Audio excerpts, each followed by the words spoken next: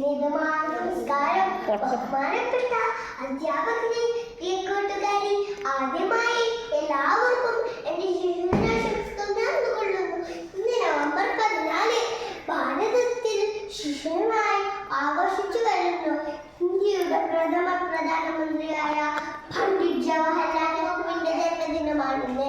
1889 November 14 അദ്ദേഹം ജനിച്ചത്. അദ്ദേഹത്തിന് കുട്ടികളെ വലിയ ഇഷ്ടമായിരുന്നു. കുട്ടികളും അദ്ദേഹത്തെ ഇഷ്ടപ്പെട്ടു.